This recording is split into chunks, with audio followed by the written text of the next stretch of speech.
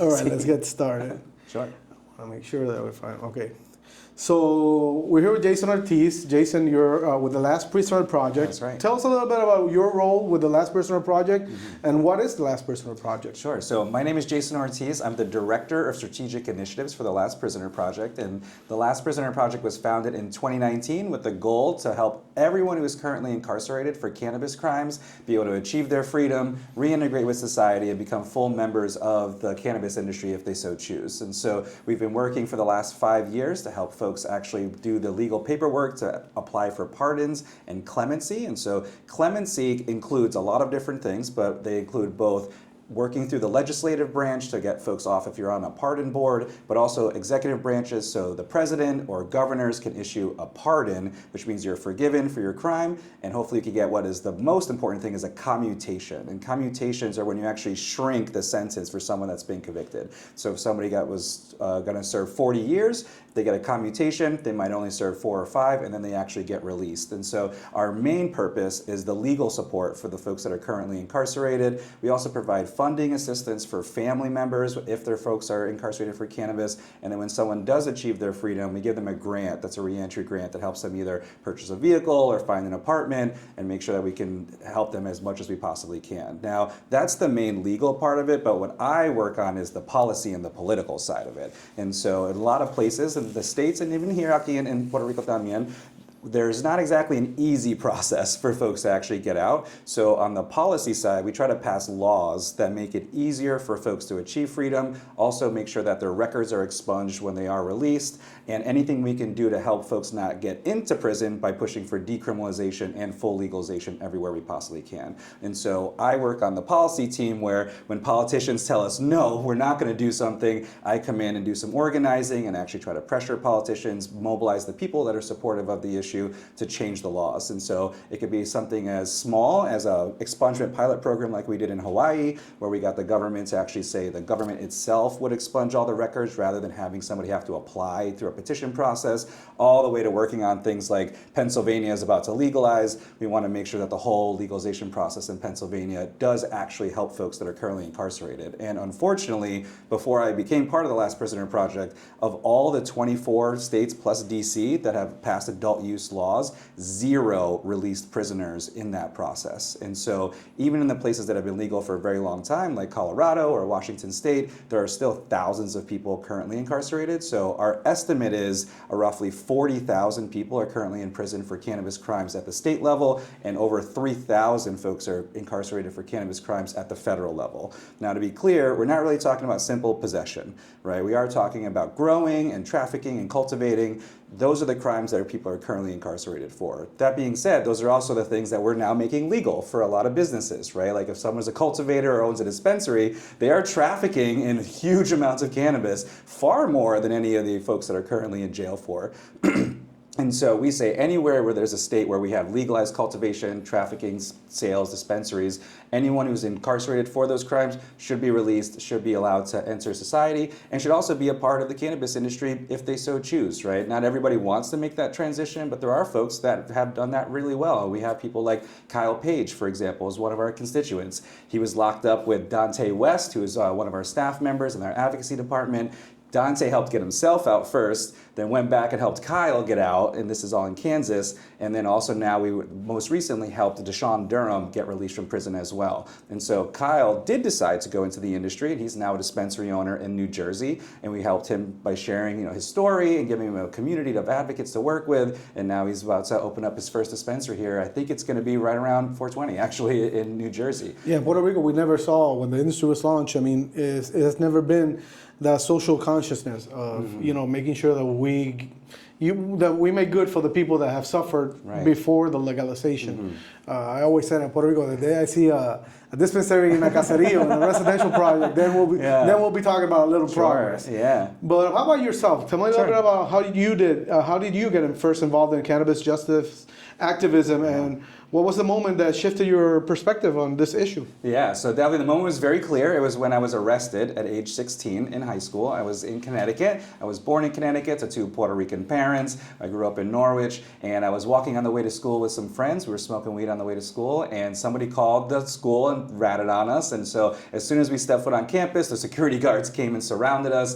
And as a kid, I didn't really understand why they were being so aggressive with us and like violent with us, because I didn't really think what we did was that bad. But then when the police showed up and put cuffs on me, my entire world changed. And that was really when I realized that there was a lot of other things going on outside of my experience that was criminalizing folks for smoking weed, for consuming cannabis. And so I got expelled from school, got thrown in the criminal justice system, and I didn't get incarcerated, though I'll say. I narrowly avoided that, but only because my parents paid tens of thousands of dollars in legal fees, and I had to go to court 20 times and do all this community service. But during that time, I was able to educate myself. The internet was around. This was in the year 2000. And so I was able to learn 3 phrases that would forever change my life: the war on drugs, the school to prison pipeline, and my favorite one, selective enforcement. And so when I learned of those different phrases, with the war on drugs was an actual policy that was instituted by President Nixon that created the Controlled Substances Act, which really criminalized cannabis very specifically and many other drugs. The school to prison pipeline was the phrase that described all the policies that were going into the educational space that would criminalize young people so that they would eventually end up in prisons to provide tax revenue and private revenue for folks that are in the mass incarceration industry. And then selective enforcement is the phrase that says police will enforce certain laws more in certain communities, and then you end up with over-incarceration of particular communities, particularly poor people, right? And like, yes, definitely overrepresented Latinos and African Americans, but it was really a war on the poor. And so you would see in the major cities, lots of arrests; in the very wealthy suburbs, very little arrests. And so that's what I learned, that it wasn't so much about my personal decision, it was really about the political machine around all of this. Systemic. Right, exactly, that created the situation, and I've been pissed about it ever since. So you're now based in Puerto Rico. Yes. What aspects of Puerto Rican life has changed or deepened your views on justice, equity, and community organization? So, I was one of the folks that founded the Minority Cannabis Business Association, where we really started to develop what was called equity policies. And so we were able to do that across the country. And in my home state of Connecticut, the Latinos were at the forefront of that movement. It was myself, was my good friend Lou Vega, who now owns a dispensary in Connecticut, and Jocelyn Cerda, who's also boricua, was a big part of the legalization effort there. So in my home state, the Latinos were leading the charge. And now that I'm here in Puerto Rico, it is a little bit different. I don't see as much action happening on the decriminalization side of it. The industry is more robust than I was able to see in Connecticut, and it is positive to see so many Latinos that are running these dispensaries. Of course, the ownership numbers behind the scenes, we'll see how that exactly works out. But I've noticed there's just a bit less urgency here in Puerto Rico to really change the laws, even though, as I understand it, it's still a mandatory minimum for any possession of 3 years. And so if you do get caught and the police want to mess with you, you can get 3 years in jail for simple possession. And so there seems to be a little bit less urgency there because the enforcement is different. I think the relationship with the police is a lot different than in the States. Here, there seems to be not as much animosity between the Latino community and the local police forces because the folks are also Puerto Rican, where in the States, especially Connecticut, it was very contentious. And it was very much, I'm on this side, you're on that side, where I don't see that same Plus the racial of profiling thing. Yeah, exactly. Oh, for sure. So, right now it's even worse because they're looking for supposed illegals. And that's yes. When it comes to the immigration enforcement, and so I felt like the industry is more well received here, and it's a bit less contentious, but there also feels to be a little bit less urgency to change it. What can be done about that? Because what we saw here in Puerto Rico, for example, for the past 4 years, with the past administration, nothing happened. Pretty much, they tried to pass a couple measures, even decriminalization for 3 grams. That went down. I mean, they made it up. I think it was up to it had to be 5 grams. Right. Not even that passed. Yeah. So, in terms of your experience working with politicians, what would be your recommendation? Are you working with any organizations here locally, and how can they reach out to you? Sure. I'm not working with any organizations locally. I have a lot of friends that are in the space that we've been organizing, and so I think the best way to do it is really we have to form some kind of united coalition to bring folks together, to really start to bring the conversation to the people and find some strong champions within the legislature for folks that can really push it, but we need to give them the people power. I think the biggest issue, even in the states or here, is really making sure that there's political urgency to the issue. What happens often is people aren't intensely opposed to decriminalization, there's just more important things happening. And that is always the case with cannabis. And so the cannabis folks have to be able to say, I understand that there are lots of other issues, but we have to address this one and we can't wait forever. There's never gonna be a perfect time to start pushing for legalization. This is the same issue we see at the federal level. And so I think it really has to come from the grassroots, from the people that start demanding it on their politicians and saying, this has to be a priority, we have to get this figured out. But it's not an easy thing to do, to mobilize an entire community on this particular issue. But I do think having a more structured organization that's very focused on it, building coalitions with folks that are not likely allies, that is how you get started. And then once you have some champions, you can really push at the legislative level, but they're never gonna move on it unless the people force them to. And in that sense, today's April 1st. We're doing this interview on April 1st. Tomorrow's the 2nd. And tomorrow something happens in the United States all across, which is the Cannabis Unity Week 2025. Yes. Yeah. That's being positioned as the largest bipartisan mobilization in the history of cannabis reform. Yes. What's the primary objective of this week-long action? What's going to be happening, and why and how can Puerto Rico get involved? Sure. Why isn't Puerto Rico involved? Yeah. And how can we get involved? Sure. Well, a lot of Puerto Ricans are involved, I will say. But so the formation of the Unity Coalition came about because we wanted to bring together the left, the right, the industry, and the criminal justice groups to all push for the same thing that would benefit all of us, which is full legalization. And full legalization, to me, means full descheduling of cannabis, removing cannabis from the Controlled Substances Act, releasing all of the prisoners currently incarcerated for crimes, and expunging all the records. And so we actually held a big meeting called the Left-Right Alliance. And in that meeting was where we brought everyone together. And I said, we're not going another year without some kind of big collective action that we're bringing to Congress. Because a lot of times folks will want to talk to other advocates, and we want to have a circle conversation, and we keep talking to each other, but we're not bringing the conversation to the legislatures, to Congress. And so I was kind of tired of the panels and tired of all the white papers and all this, and saying, we should be fighting together, not fighting each other, right? And so we did one last year, and it was really successful. This was under the Biden presidency. And so because we were able to do that, we didn't really fight that much on the policies, and now we're under a different administration, so the tone is a little bit different in figuring out what we have to do, and we are kind of starting from scratch again. We have our cannabis caucus that are the congressional representatives, Congresswoman Ilhan Omar, Congresswoman Titus, Congressman David Joyce, who I'll be meeting with in a week in DC, and Congressman Brian Mast. Those are the four co-chairs, and they're refusing to meet with each other. And so we have to go and force them to do their basic jobs of just having a conversation while pushing for different types of legislation. We are also doing a big rally for cannabis freedom in front of the White House. So we are going to be pushing on President Trump to use his pardon authority, to use his political capital to address the issue of cannabis legalization. And so between a giant lobby day where we're going to actually contact every single member of Congress, we're going to go door by door in every single building and every single office and actually ask them to co-sponsor some legalization bill. There are 3 legalization bills that make sense for us that have various details on them. It was the States Act, the MORE Act, and the CAOA, right? The States Act is more your Republican legalization, the MORE Act is the House version of Democrat legalization, and the CAOA, the Cannabis Administration and Opportunities Act, is the Senate version of legalization. So what we say that all of Congress co-sponsor one of these bills.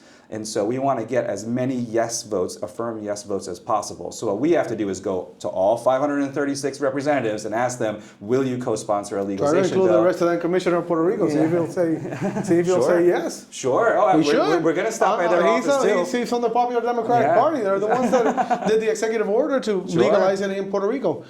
We will be stopping by everybody's office and making sure that they have the opportunity to say yes or no. But then from there, we'll have a better idea of how far away from a vote we are, right? The MORE Act did pass in 2020 in the House.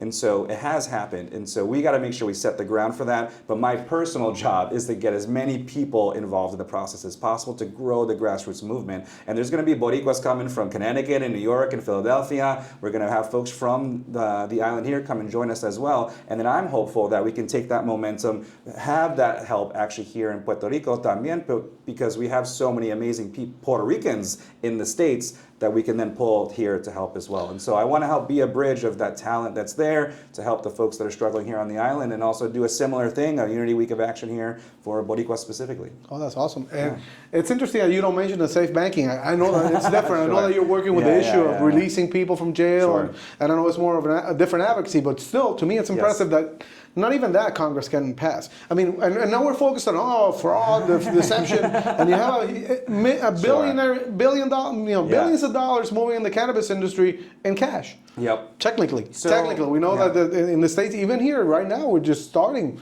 with debit and credit cards through some systems that had to be fought for. Yeah. So it's to me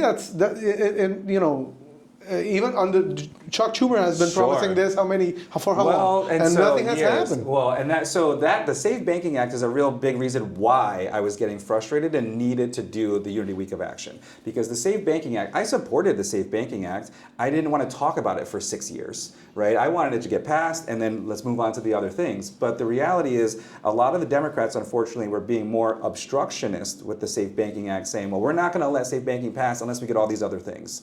And those other things were never going to pass. So they use it as an excuse to not move on a bill that was very clearly needed. And so I got very frustrated with the amount of time spent on safe banking, not because I disagree with safe banking, but because how the Democrats failed to do anything. And David Joyce, who's the congressman, recently said Schumer had the Safe Banking Act on his desk for 2 fucking years, and he included the F word in the quote.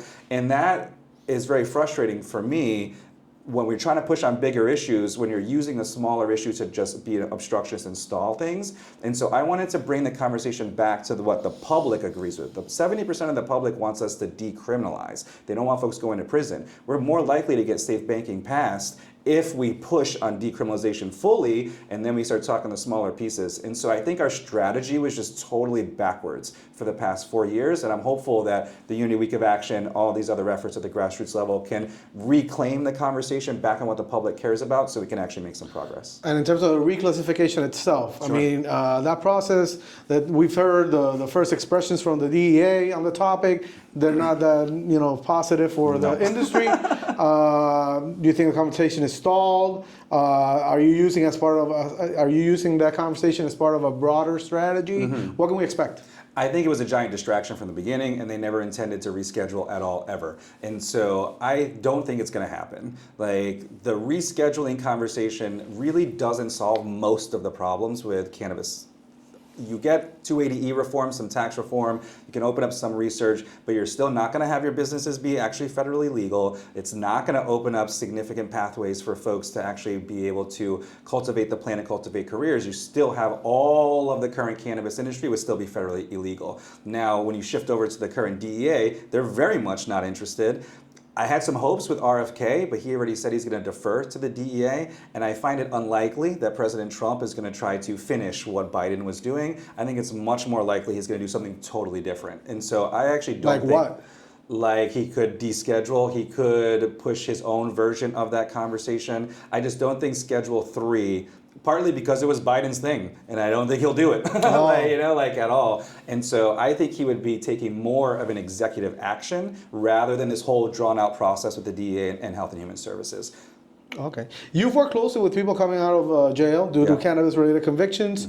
What do they need most, and what does true freedom look like beyond their release? Sure. So I think what they need most, or I should say what they want the most, is community. And that's where the activism part really helps provide a space for them to reacclimate to society, where their experiences are welcome and cherished, not seen as something difficult to deal with. And so that's the first thing I say, is they want a place where they can belong and actually work just like all the other community members, right? But the thing is, there's very different experiences. Some folks were in there for a couple of years, some folks were in there for 30 years, some folks have kids, some don't. And so some of them just want want to go home with their family and just be alone with them for some time. And I think sometimes we want to overpressure the folks that are released to like do different things. They could have all, of course, used more financial support, which is why we do give folks grants. But I've seen a pretty wide spectrum. There's definitely some folks that want to go to Congress and say, this is wrong, and this is what happened to me. There's some folks that maybe want to start a business, and there's some folks that want nothing to do with the cannabis industry altogether. That being said, though, they are our best advocates. They're folks that have dealt with this, and so we provide that space for them to tell their stories and use their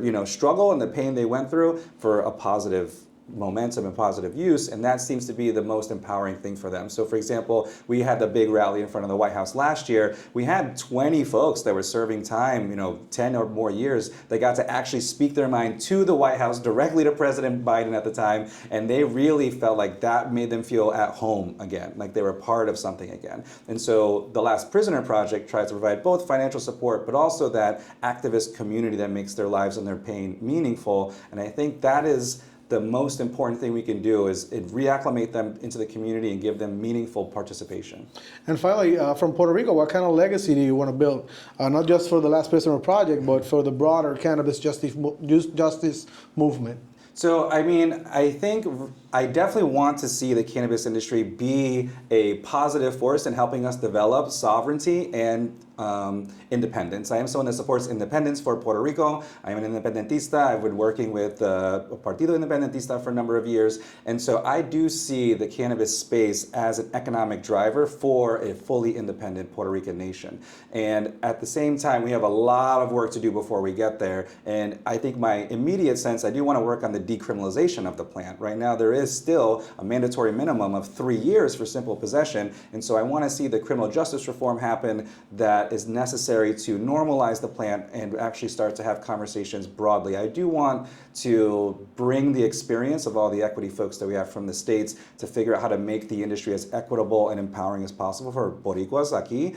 And I've had many conversations with like mi abuela. She's coming around a little bit, so we still definitely have some cultural work to do as far as making sure folks feel comfortable with it. But I do see the cannabis space, the cannabis industry, the conversations around the business, the conversations around the medicine, the conversations around the criminal justice reform as a platform to talk about sovereignty and independence in a way that I think is much more concrete and specific rather than very abstract terms. And so I see it as a way for us to help each other get free, and I want to be as big a part of that as possible and bring the Boricuas from the States that I've met that really care about the island and care about our culture to come help. And so I want to be that bridge from the States here so that we can actually move forward on decriminalization and eventually full legalization and eventually full independence. On the other side of that, sure, under the current status, or even if we became a state, one of the things that we have as an industry here in Puerto Rico, the cannabis industry, is that the products that are sold on the island have to be produced, manufactured, and grown here.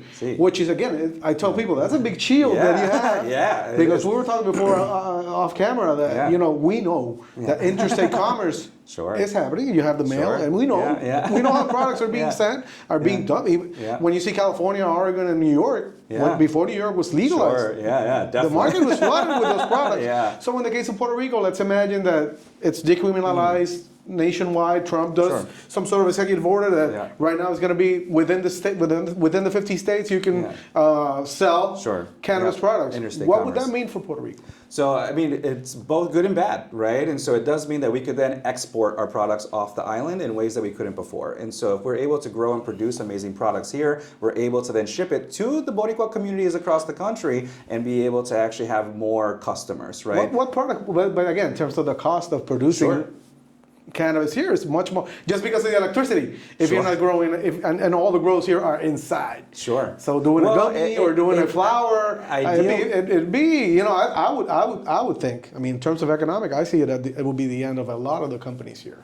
I don't see any other way. I don't see any other way around it. I mean, it could be. The ways that we would grow would change. If we were sitting in a situation where we could export everything off the island, we would probably see a lot more outdoor get produced. And so it is true that it would pull in a lot of outside competition for products, because then California can ship to Puerto Rico also. But that is already happening, and it's definitely something that with the hemp bill and the farm bill, there is a lot of interstate commerce of cannabinoids already happening, right? And so it would have it would normalize it to how capitalism operates within the country generally, and we've seen how that affects Puerto Rico, where we would see an influx of folks trying to own the industry here, of course. And so it is true, though, that like Puerto Rico has right now some of the best laws as far as making sure things are homegrown and owned and produced here. And that, though, will definitely be something that we will have to fight to keep as we develop the policies that move forward, because how it happens isn't predetermined, right? Like there's definitely ways that it could go one way, but if we institute policies here that protect the local economy and incentivize local economies, then we can do a better job of keeping what we love about the current industry. And so it's not that the federal government just waves a magic wand and then we just have to accept it. We have time to prepare for that situation and decide what is going to be best for Puerto Rico now. And this is the time to be doing it before we get to that point, being able to figure out how to make that happen. Because there are also efforts across the country to prevent monopolization writ large in all the different places. And so folks like Shalene Title, who is a cannabis commissioner in Massachusetts, works very heavily on preventing monopolization in the cannabis space as much as humanly possible. And so there's always going to be threats and opportunities whenever things change, but I do always see that by decriminalizing and moving forward and not focusing so much on the criminal justice reform, it opens up the space for us to really imagine what do we really want to see in the future and how do we put in policies to get it. And what can we see in the upcoming years, in the upcoming year, in terms of the states? I mean, we saw Florida recreational did not pass. Right.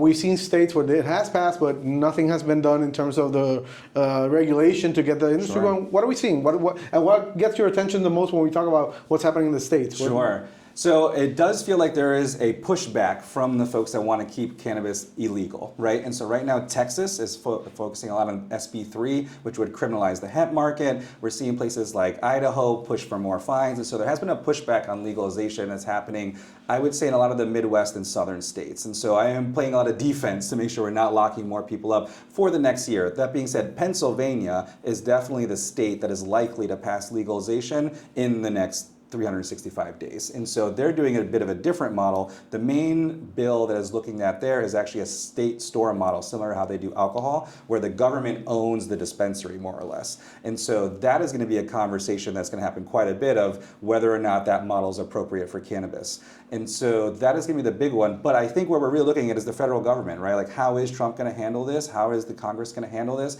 It is an issue that they can't ignore anymore. And so that's where my efforts are definitely focused specifically at the federal government, both in Congress and President Trump, because it just takes one decision by Trump to switch the entire conversation. And so for better or for worse, right? And so he has folks around him that support legalization, Joe Rogan, Elon Musk, right? RFK, these are folks that have said positive things about it, but it could also go the total other direction, and he decides we're going to clamp down on everything. And really, every single operator in the space is committing a felony every single day by being in a legal cannabis industry. He could decide to do federal enforcement. That is a possible thing. And so that is where our efforts have to be to pull that administration, despite how I feel about his politics, to do the right thing and focus on libertarian Republican values of freedom and opportunity and small business and free markets, rather than the authoritarian GOP version where we're going to use the police and guns to enforce the law. And so it's up to us to pull him in that more libertarian direction. He could, with an executive order, say we're not going to enforce any of these laws,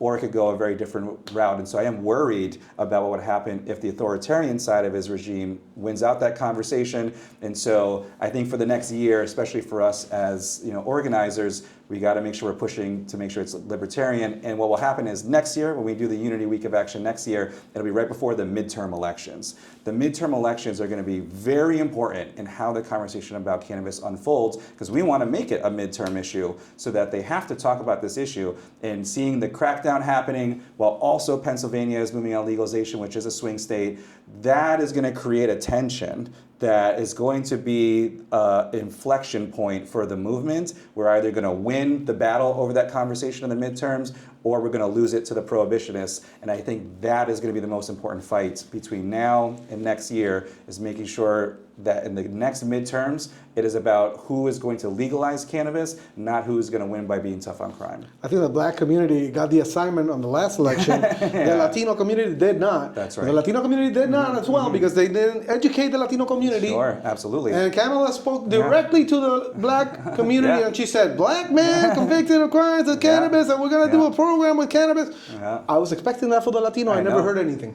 And, and again, off camera, we were talking about it. I saw it in Florida with the recreational bill. Oh, too bad you lost. What did you do?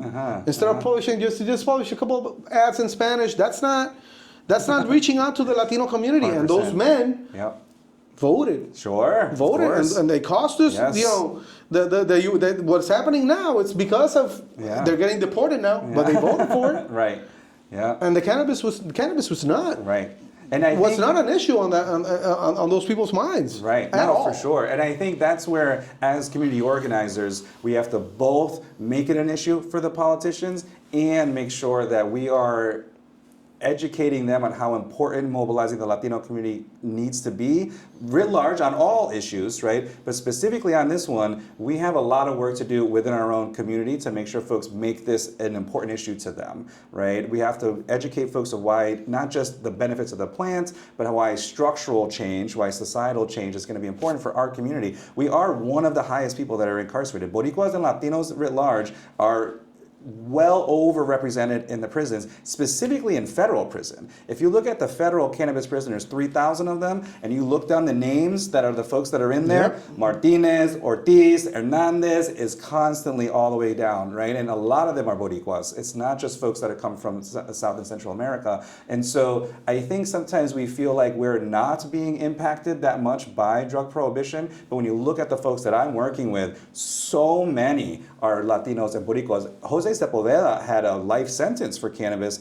and he was one of the folks that was actually helped by President Biden. And he's now in Puerto Rico, soon. And that is something that I don't think most people know, that there are Puerto Ricans in jail right now for life sentences for selling cannabis. And so there's a lot of work we have to do, but I think both making Latino issues specifically and cannabis issues a vital part of the midterm elections coming up next year is going to benefit our community tremendously, but it's going to take folks like me and you and folks in Orlando and Hartford and Philadelphia to say we are Latinos, we're organizing, and drug policy is important to us.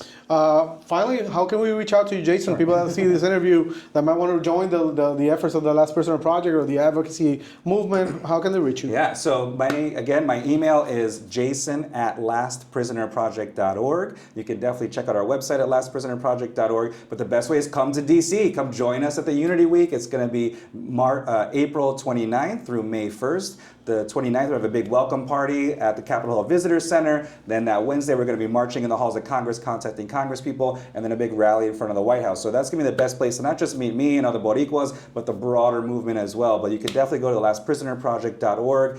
Go under our Take Action place, see Cannabis Unity Week, sign up for more information. And then after we go kick ass in Congress, we're going to come back to Puerto Rico and start talking about how we can do the same thing here. Well, count on our platform to help you out, get the message out. Absolutely. And anybody listening here, guys, we got to get together. We got to get this going. Jason, congratulations on the job you do. Thank you so much. Gracias a ti. Buen día, papá.